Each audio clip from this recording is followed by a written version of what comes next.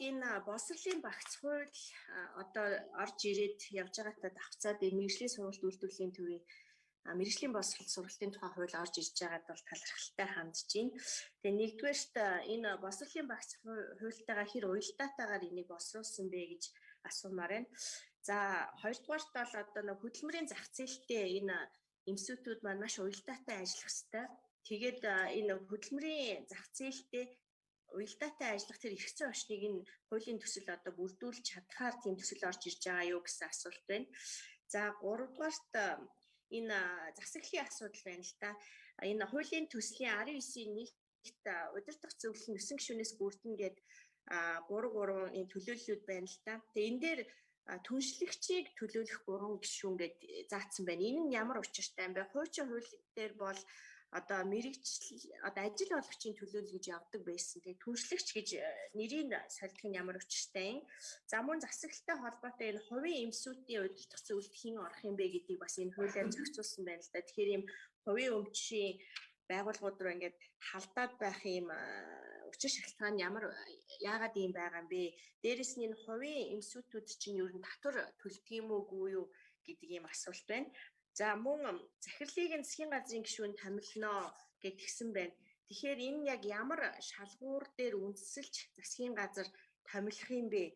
Энэ нь бол ингээд тодорхойгүй байна. За дээрэс нь хуулийн төслийн 6 дугаар бүлгийн 33-ийн 1 дээр мэргэжлийн боловсрол сургалтын үндэсний зөвлөл гэж байгаа юм байна. Энэ зөвлөл нь яг ямар учиртай, ямар дүрм журмаар үйл ажиллагаа явуулдаг юм зөвлөл байдаг юм бэ гэсэн асуултууд байна. Төрийн нарийн бичгийн дарга 5 дугаар микрофон. За, ундрам гишүүний асуултанд хариулъя. За, хөдөлмөр нийгмийн хамгааллын яамныхан боловсролын яамтай бас уулзалтууд хийгээд боловсролын багц хуультай уялдуулах энэ бодлогуудыг бол бид нар бас арга хэмжээнүүд авсан. За мөн боловсролын сайттай бас уулзалтууд хийгээд энэ боловсролын багц хуулиудтай бас яаж уялдуулах вэ гэдэг энэ бодлогын юмнуудыг бас ярьж тусгасан.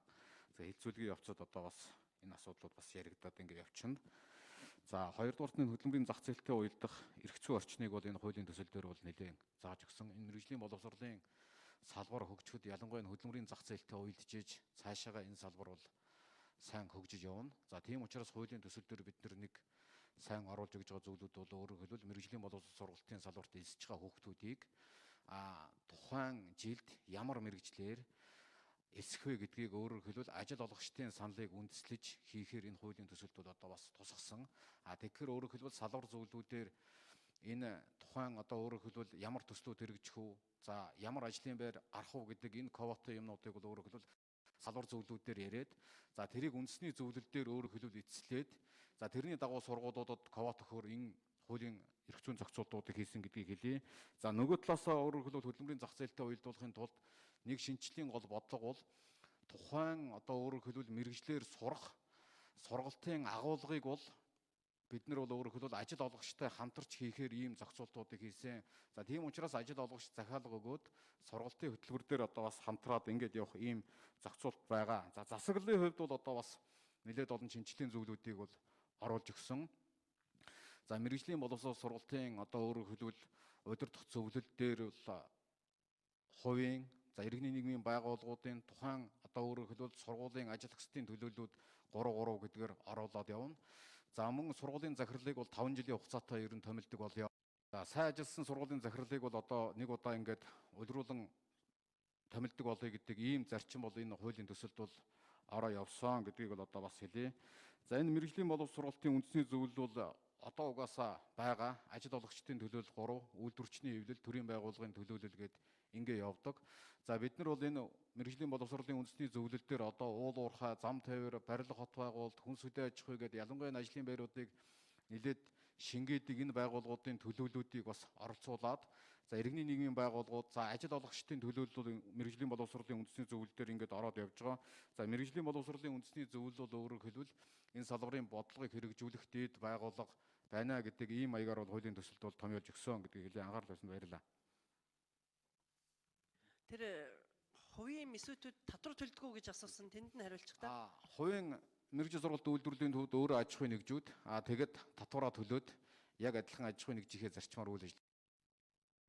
За би түрүү энэ удирдах зөвлөл 19-ийн 1-т түншлэгчийг төлөөлөх 3 гишүүн гэдэг байгаа нь ямар учиртай юм бэ? Хуучин одоо яг хэрэгжиж байгаа хуулийн дээр ажил олгогчийн төлөөлөл 3 гэж байдаг байхгүй юу?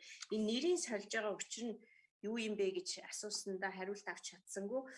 За хоёрдугаарт энэ боловсролын байгууллагууд бол одоо төрийн бас байгууллагын статустай татвар төлдөггүй юм. Тэгэхээр миний бодож байгаагаар энэ эмсүүтүүд ч гэсэн татвар төлөхгүй байгаа гэж би бодож байна. Тэгээ улсаас нэлээд дэмжлэг авдаг.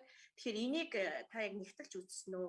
За 3 дугаар засгийн газрын гишүүн захирлыг нь томилохдоо яг ямар шалгуураар томилдгийм бэ гэсэн 3 асуултны хариултыг авъя. За хэн хариулах вэ? Тэр татвар яг төлдөг үгүй юу гэдгийг бас тодорхой хэлчих. Түрүүн өнөр баяр дарга тэр аль болохоор ажлын байр олон шингээдэг салбаруудын төлөөллийг оруулж байгаа гэсэн тэр чинь энэ түншлэлийн төлөөлөл гэдэгтэйгээ уялдж байгаа мó үгүй юу те? Тэн дээр хариулчих. За 5 дугаар. За хувь бичлэгхэн бол татвар төлөө явдаг. Татвар төлсөн мэдээлэл статистикуудыг одоо бас гаргуулад тань төргүүлье. За өмнө бол нийгмийн түншлэл гэж хэлсэн. Одоо тэгээд түншлэгчгээ явж байгаа. За өмнө нийгмийн түншлэл гэдэг дээр зөвхөн ажил олгогч ороо явж байсан бол одоо ажил олгогчоос гадна одоо иргэний нийгмийн байгууллагууд за энэ мэрэгжлийн боловсролын чиглэлээр судалгаа шинжилгээ хийдэг энэ төрийн бус байгууллагын төлөөлөл за мөн мэрэгжлийн холбоод эдгээр ингээд ороод нөгөө нэг үйл ажиллагааны хүрээг нь илүү өргөн хүрээнд бас томьёолж өгсөн гэдгийг бас хэлье.